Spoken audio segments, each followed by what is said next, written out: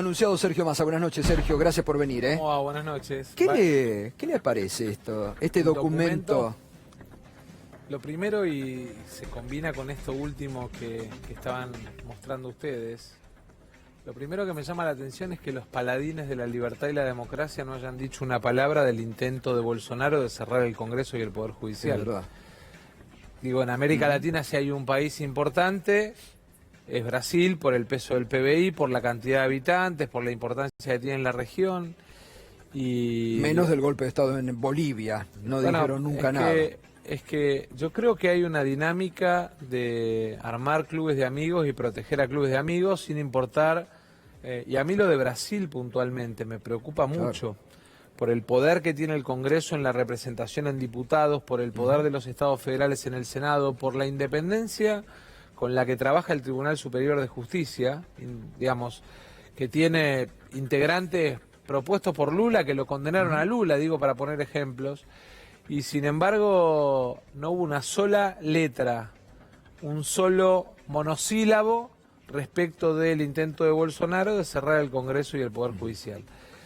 Creo en definitiva que lo que hay es una visión de que no importan los muertos, que lo que importa es seguir produciendo, seguir facturando, que tiene que ver con una mirada poco cristiana del mundo, de la sociedad, de la vida, y que claramente lo vimos en muchos casos en las acciones de gobierno. Usted hablaba de financiamiento del Malbrán. Bueno, podemos poner ejemplos como esos. Muy poco humana, una mirada muy poco humana. Una de mirada la poco política. cristiana, una mirada, digamos, sin entender que la vida es mucho más importante.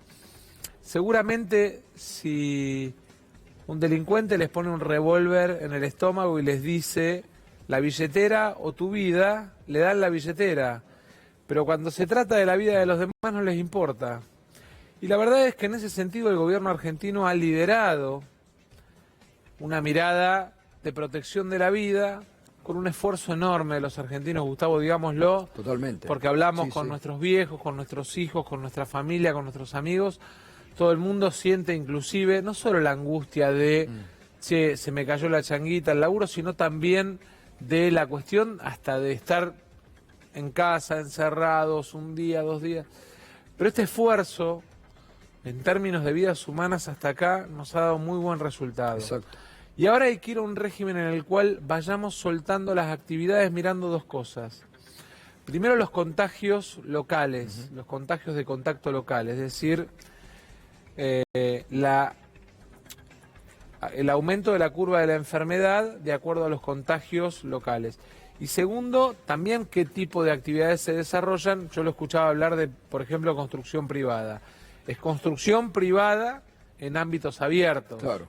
No 3 pintores en un departamento. Exacto, claro. Por eso digo, es muy importante que a lo largo de estas horas le vayamos contando a la gente cuáles son en cada una de las provincias las actividades que se van permitiendo en cada una de las ciudades, las que se van permitiendo, porque eso lo que nos va a permitir es seguir logrando este objetivo que nos propusimos todos los argentinos, que es cuidar la vida de los argentinos. En el medio, el gobierno viene tomando decisiones económicas para tratar de preservar empleos, para tratar de proteger pymes, para tratar de cuidar comercios. Todavía nos faltan medidas, tomamos medidas, digamos, en un escenario de 45 días, nos encontramos con que esas medidas hay que ampliarlas. Pero bueno, este es un trabajo... Pero es muy importante lo de esta semana de los créditos a los monotributistas, autónomos. Bueno, a ver, hemos ido creciendo, arrancamos con los repros, después fuimos a los créditos, arrancamos con tasa 24, seguimos bajando la tasa. Hoy, mira, ayer un banquero de un banco privado en la Argentina me decía, el gobierno está contando mal, son más los créditos otorgados que los que ustedes están diciendo. Y nos ponía como informe su propia entidad financiera. Me parece que en ese sentido estamos haciendo un esfuerzo grande todos los argentinos, más de 856.000 millones de pesos en medidas tomadas por el gobierno para mantener el nivel de funcionamiento mínimo del mercado interno mientras cuidamos la vida de los argentinos, pero además dejar de pie a la economía de cara a la salida de la pandemia. Por eso realmente no se entiende esta propuesta de Macri, ¿no? Porque esto es Macri, esto es lo que viene proponiendo. Incluso dentro de su propia fuerza, cómo se diferencian las actitudes de Horacio Rodríguez Larreta o de muchos intendentes de la provincia que usted conoce, que están también peleándola porque tienen la responsabilidad de gobierno, ¿no? Yo creo que los que tienen responsabilidad de gobierno están abrazados a la idea de trabajar todos juntos, y por ahí los que están aburridos en su casa por la pandemia se entretienen con el Twitter diciendo cosas que no tienen que ver con la realidad de aquel que está gobernando. Yo veo que hay como dos oposiciones, ¿no? Sí, con mala fe también, ¿no? Sin duda, con mala fe, sin duda, y en la búsqueda hay como una cosa, yo le voy a decir la verdad, por momentos tengo la sensación de algunos dirigentes de la oposición agazapados a la espera del error. Totalmente. O de la frustración de algún sector de la Argentina. O de los muertos, que es peor. O de los muertos. Y la verdad es que no hay salvación individual en una pandemia. Mire, el mundo en su historia... Es lo que dijo el Papa Francisco. Nadie se salva solo. Pero además, lo Gustavo, sintetizó magníficamente. El mundo en su historia siempre ha tenido, digamos, correcciones poblacionales y económicas en guerra o en pandemia. Estamos en pandemia. Esta pandemia puede ser la oportunidad para darle un nuevo rol a los estados, para mejorar la presencia de los estados, para mejorar los mercados internos, para desarrollar las cadenas de valor internas salidos de la pandemia, fortaleciendo los mercados internos en un mundo que va a estar cerrado, o puede ser, digamos, el ajuste de valor sobre el cual se monten los que tienen mirada financiera de la economía para ver cómo, digamos, encuentran un mecanismo de perfeccionamiento de sus utilidades y de la concentración de riqueza. Esta es la discusión de fondo. Sí, sí. Yo recién lo escuchaba cuando contaba lo de Naciones Unidas. No es Naciones Unidas solamente hoy respaldando la posición argentina. Es Naciones Unidas, es el Fondo Monetario, es el G7 y el G20.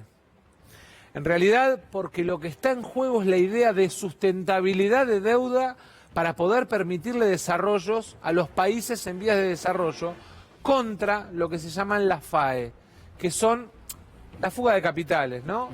Los mecanismos de acumulación externa de activos que de alguna manera lo que terminan haciendo es que los países toman deuda para financiar fuga de capitales. ¿Qué es lo que pasó en los 4 años anteriores en la Argentina? Sumamos blanqueo, endeudamiento, miramos fuga y lo que nos encontramos es que en realidad lo que hubo es un enorme financiamiento de una gran fuga de capitales. O sea, un programa económico que lo que sirvió es para que algunos extrajeran nuestra riqueza y se la llevaran fuera de la Argentina.